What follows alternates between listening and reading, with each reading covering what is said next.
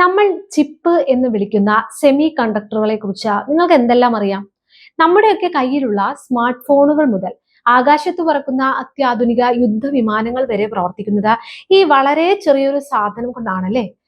അങ്ങനെയാണെങ്കിൽ ഇനി ഒരു നമ്മുടെ ലോകത്ത് ഇനി നടക്കാൻ പോകുന്ന ഏറ്റവും വലിയ ഒരു യുദ്ധം അത് അതിർത്തികൾക്ക് വേണ്ടി ആയിരിക്കില്ല ഒരു പക്ഷേ. അതെന്തിനു വേണ്ടിയായിരിക്കും?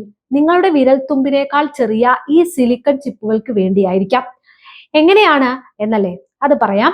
തങ്ങളുടെ അമേരിക്കൻ കുത്തക ലോകത്ത് എന്നും നിലനിർത്താനും ചൈനയെ സാമ്പത്തികമായി തകർക്കാനും അമേരിക്ക പ്രയോഗിക്കുന്ന വലിയ തന്ത്രങ്ങളും കെണികളും ശരിക്കും ഈ ലോകത്തെ ഒരു വൻ ദുരന്തം എന്ന അവസ്ഥയിലേക്കാണ് ഇപ്പോൾ തള്ളിവിട്ടുകൊണ്ടിരിക്കുന്നത്.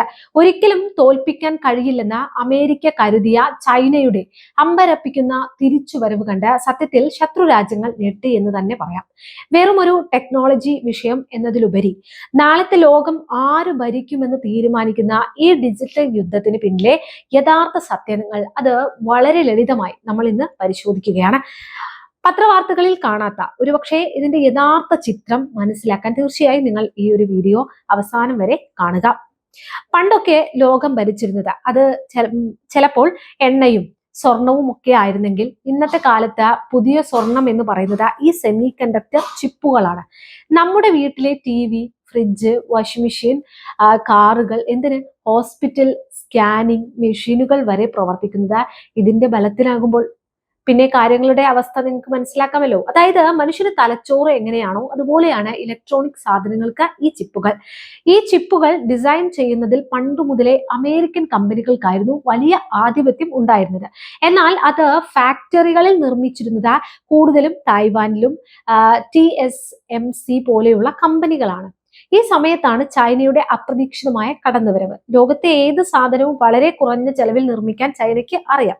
അങ്ങനെ ഹുവായ് പോലെയുള്ള ചൈനീസ് കമ്പനികൾ ഫോൺ നിർമ്മാണത്തിലും 5G ഇന്റർനെറ്റിലും അമേരിക്കയേക്കാൾ വലിയ ശക്തിയായി മാറി തുടങ്ങി.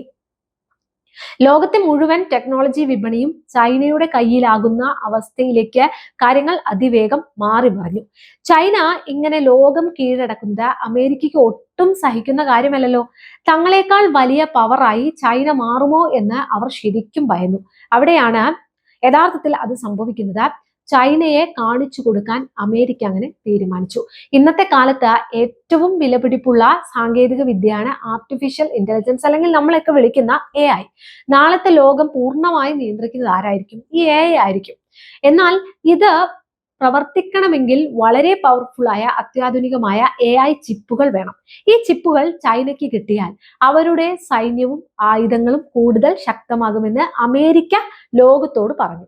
അങ്ങനെ ചൈനയ്ക്ക് മേൽ അമേരിക്ക സാമ്പത്തിക യുദ്ധം തുടങ്ങി. ട്രംപിന്റെ കാലത്ത് തുടങ്ങിയ വിലക്കുകൾ ജോ ബൈഡൻ വന്നപ്പോൾ ഒന്നുകൂടി കടുപ്പിച്ചു.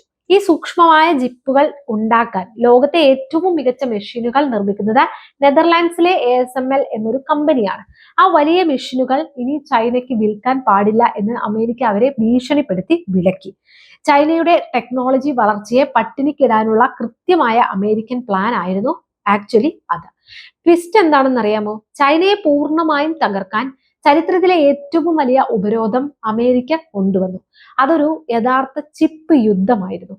2022 അമേരിക്ക ഒരു പുതിയ നിയമം പാസാക്കി. അതായത് ചൈനീസ് ചിപ്പ് കമ്പനികളിൽ ജോലി ചെയ്യുന്ന അമേരിക്കക്കാരായ ആളുകൾ ഉടൻ തന്നെ ജോലി രാജിവെച്ച് തിരിച്ചു വരണം, അല്ലെങ്കിൽ അവരുടെ അമേരിക്കൻ സിറ്റിസൺഷിപ്പ് റദ്ദാക്കുമെന്നായിരുന്നു അത്. ഒരൊറ്റ രാത്രി കൊണ്ട് ചൈനയിലെ ടെക് ലോകം സ്തംഭിച്ചു പോയ അവസ്ഥയിലായി. വലിയ കമ്പനികളിലെ ഉദ്യോഗസ്ഥർ കൂട്ടത്തോടെ രാജിവെച്ചു പോയി. ഇനി ചൈനയ്ക്ക് ഒരിക്കലും സ്വന്തമായി ചിപ്പ് ഉണ്ടാക്കാൻ കഴിയില്ല എന്ന് അമേരിക്ക അഹങ്കരിച്ചു. പക്ഷേ കഥ അവിടെ തീർന്നു? ഇല്ല. ചൈന അങ്ങനെ എളുപ്പത്തിൽ തോറ്റുകൊടുക്കാൻ തയ്യാറായിരുന്നില്ല. തങ്ങൾക്ക് ചിപ്പുകൾ നിഷേധിച്ചപ്പോൾ അവരെന്ത് ചെയ്തു? കോടിക്കണക്കിന് പണം മുടക്കി അവർ സ്വന്തമായി റിസർച്ച് തുടങ്ങി. അമേരിക്കയുടെയോ മറ്റ് സഖ്യരാജ്യങ്ങളുടെയോ ഒരു സഹായവുമില്ലാതെ ചൈനയിലെ SMIC എന്ന കമ്പനി സ്വന്തമായി ഒരു പുതിയ ചിപ്പ് വികസിപ്പിച്ചെടുത്തു. വലിയ ഉപരോധങ്ങൾക്കിടയിലും ഈ പുതിയ ചിപ്പ് വെച്ച് ഹുവായ് കമ്പനി പുതിയ ഫോൺ ഇറക്കിയപ്പോൾ അക്ഷരാർത്ഥത്തിൽ അമേരിക്കൻ ഗവൺമെന്റ് പോലും ഞെട്ടിപ്പോയി. ഇന്നത്തെ ഈ ചിപ്പ് യുദ്ധത്തിന്റെ അവസാന ഭാഗത്തേക്ക് നമ്മൾ വരുമ്പോൾ അമേരിക്കൻ കുത്തകയ്ക്ക് വലിയ തിരിച്ചടികൾ നേരിടുന്നുണ്ട് എന്ന് നമുക്ക് വ്യക്തമായി കാണാം. ലോകത്തെ ഏറ്റവും വലിയ AI ചിപ്പുകൾ ഉണ്ടാക്കുന്നത് എൻവിഡിയ എന്ന അമേരിക്കൻ കമ്പനിയാണ്. പക്ഷേ ഒരു വലിയ സത്യം എന്താണെന്നറിയാമോ? ഈ ചിപ്പുകൾ ഉണ്ടാക്കാൻ ആവശ്യമായ അസംസ്കൃത വസ്തുക്കൾ, അതായത് ഗാലിയം ആകട്ടെ, ജർമേനിയം ആകട്ടെ എന്നിവ പോലെയുള്ള ലോഹങ്ങൾ ഏറ്റവും കൂടുതൽ ഉള്ളത് ചൈനയിലാണ്. അമേരിക്ക തങ്ങൾക്ക് ടെക്നോളജി നിഷേധിച്ചപ്പോൾ ചൈന തിരിച്ച ഈ ലോഹങ്ങളുടെ കയറ്റുമതി പെട്ടെന്ന് നിരോധിച്ചു. അതോടെ അമേരിക്കൻ കമ്പനികൾ ശരിക്കും പെട്ടുപോയ അവസ്ഥയിലായി.